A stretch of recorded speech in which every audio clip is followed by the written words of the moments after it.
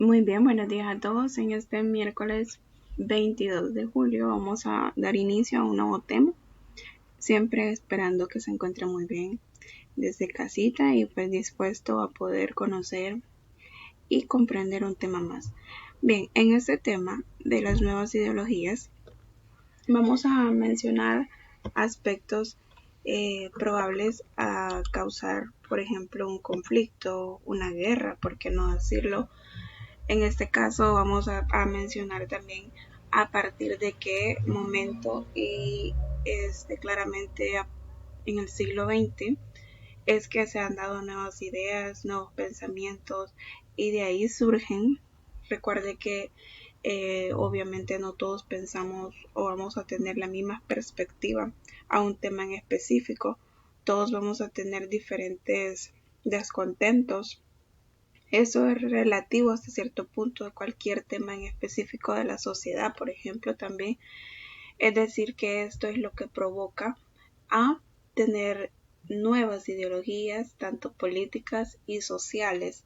Esto, como ya bien le dije, provoca conflictos y también, por qué no decirlo, guerras, lamentablemente por las diferentes perspectivas e interpretaciones que pueden tener las personas de la realidad social que se podría estar viviendo. Esto repitiendo también que es a partir del siglo XX, ¿verdad? Bien, vamos a comenzar entonces mencionando acerca del pacifismo.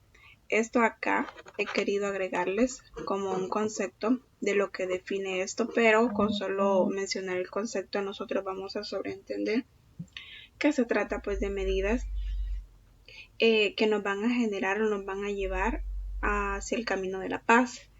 Y es así pues que tenemos aquí que es el conjunto de doctrinas encaminadas a mantener la paz entre las naciones por medio de acuerdos.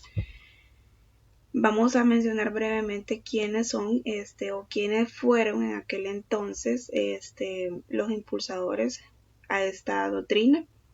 Y tenemos al representante de nuestro país, muy bien conocido también porque es parte de la historia de nuestro país, en aquel conflicto o una guerra civil que ha tenido también El Salvador, que fue bastante catastrófica. Sabemos muy bien que fue una guerra civil que se llevó de encuentro a los más desprotegidos en aquel entonces, y Óscar Arnulfo Romero fue uno de los voceros y de los que buscaba y promovía la paz en ese conflicto de 1980 que vivió nuestro país, El Salvador. Por eso que tenemos acá, su nombre era Óscar Arnulfo Romero, era un arzobispo. En ese caso era ubicado en San Salvador precisamente, y pues como ya vine a decir, estaba en contra de la violencia, y él precisamente fue asesinado el 24 de marzo de 1980 por esa razón, porque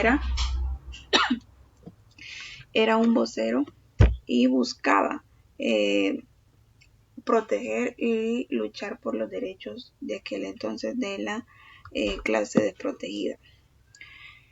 Eh, Vamos a seguir también con Mahatma Gandhi. Tenía una estrategia de la no violencia como forma de oposición en el gobierno inglés de la India. Él usaba era como una medida en ese entonces de la estrategia de no violencia para poder erradicar cualquier circunstancia o cualquier tipo de violencia que en aquel entonces se podría estar viviendo. También tenemos a Martin Luther King, dirigente cristiano afroamericano que luchó por la no violencia y la discriminación racial. Si usted se da cuenta, son personajes bastante reconocidos que siempre tenían como un objetivo.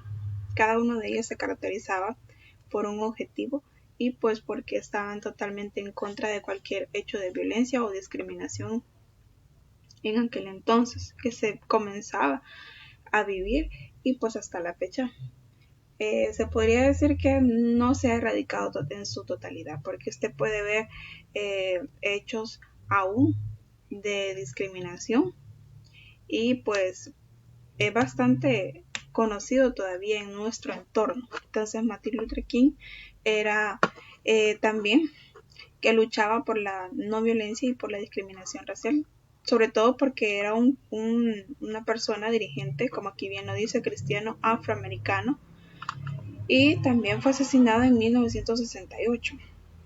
Y pues por último también tenemos a Nelson Mandela. Este señor fue un abogado, activista sudafricano, que también luchaba en contra de la discriminación racial. También podríamos recalcar de Mandela que él fue quien luego de guardar prisión llegó a la presidencia. Es un hecho bastante destacable también por parte de Mandela, que él estuvo también de forma injusta en la cárcel y así fue como después de ese hecho fue que llegó a la presidencia y se encargó de eliminar la desigualdad. De igual forma siempre buscaba por erradicar cualquier hecho de discriminación y de desigualdad ante las personas. También en este tema nos menciona, podríamos llamarle una doctrina también, el ecologismo, que es una representación del ser humano que ha querido usar como para proteger a los recursos naturales. Y tenemos los diferentes tipos de ecologismo. Podríamos mencionar, comenzando el primero, naturalista, que es quien valora a una persona que valora mucho y se preocupa por la extinción de las especies animales y vegetales. El sociopolítico se centra en la sobrepoblación, en investigar un posible respiro y ayuda a la tierra a manera de que no exista ya sobrepoblación. Y también tenemos el humanista, que es quien considera al ser humano solidario con el mundo en el que vive, es decir, se va a preocupar tanto por ayudar a los seres humanos y también siempre estar de la mano con la naturaleza. El liberal, pues a esta persona es cuando tiene como meta la conservación del planeta y busca alternativas. Esas personas que siempre andan reciclando y que siempre ven como importancia eso, ¿verdad? Y que realmente fuera a bien que todos fuésemos así. También tenemos el tecnicista, que es quien maneja estadísticas y se plantea proyecciones para promover alternativas. Ese es como más tecnológico, más actualizado, que ya siempre anda conociendo o investigando de qué manera se mueven los porcentajes y viendo también la solución. Podríamos poner un tema de la sobrepoblación, viendo de qué manera se podría solucionar o poder ayudar y erradicar ya la sobrepoblación o poner medidas más bien. Y también por último tenemos el espiritual, que es una actitud de respeto, amor y devoción hacia el entorno de la protección de la vida anímica. Esto pues también hoy más que nadie conocemos nosotros la importancia de este tipo de ecologismo, que realmente todos debemos tener un cierto porcentaje. ¿Y por qué no al 100% en cada uno de nosotros? Porque conocemos, por más que diga una persona que realmente no tiene necesidad de ser espiritual o de estar en comunicación, porque no con Dios, sabemos que actualmente hemos como tenido un momento de reflexión y conocemos cada uno de nosotros que realmente lo necesitamos y que no podemos pasar por alto dedicar y alimentar nuestra fe, por qué no decirlo. Y por último tenemos ahí que mencionando y abarcando el feminismo.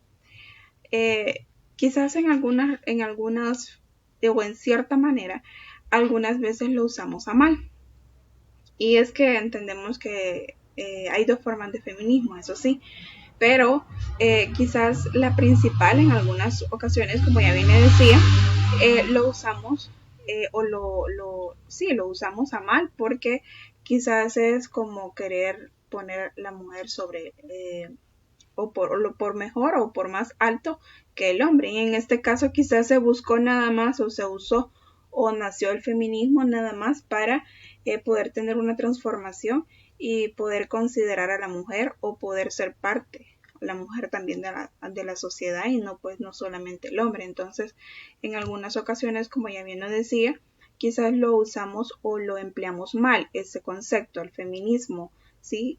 No es que se busca que la mujer sea más que el hombre, o no es que se busca que, sí, idealizar a la mujer y que realmente la mujer no podría vivir sin el hombre o algo por el estilo, sino que nada más se busca incluirla en la sociedad. Porque recuerden muy bien, y es que eh, anteriormente se sabe y se conoce a través de la historia que la mujer era usada nada más o tomada en cuenta nada más para quehaceres de la casa. Incluso en la sociedad no valía, no podía ser incluida en la política, en fin. Entonces, feminismo surge para defender los intereses de la mujer y darle identidad política, social y organizativa. Es lo que he querido explicarle en su inicio con el feminismo, y es que nada más surge para eso, para poder tomar en cuenta a la mujer en todos los aspectos, es decir, social, político, y poder darle una identidad y que pueda ser o esté activa ante la sociedad. Ahí tenemos unas representantes que fueron o son parte de la historia. Tenemos a Susan Brownlee, que fue una feminista de Estados Unidos, que tuvo un papel importante en la lucha de los derechos de la mujer en Estados Unidos, como ya bien se lo mencionaba. Y también tenemos a Sarita Bisset, fue de origen rumano y su papel fue que la primera mujer en graduarse de doctora en la Universidad de París. Entonces ahí tenemos unos ejemplos de mujeres que realmente son parte de la historia. Y eso sería en cuanto a este tema de las nuevas ideologías. Comprendemos nosotros por qué es que surgió y podríamos también entenderlo de la otra forma, que precisamente son parte de los conflictos o de la historia de la sociedad internacional y también nacional, por qué no decirlo, y es porque han sido doctrinas, también hemos conocido personajes que se vieron envueltos en querer solucionar o en querer luchar por querer solucionar y que quizás triunfara la paz, porque sabemos muy bien que en todos estos conflictos lamentablemente mueren personas que realmente no tienen absolutamente nada que ver, simple y sencillamente solamente por ser personas desprotegidas quizás, se ven dañadas e incluso afectadas hasta el caso de morir. Entonces han sido o fueron más bien personajes que quisieron que eso dejara de existir, que lucharon por erradicar totalmente la desigualdad, y pues esto es lo que comprendemos acerca de este tema. Espero realmente que sea de provecho esta clase y pues esto sería todo.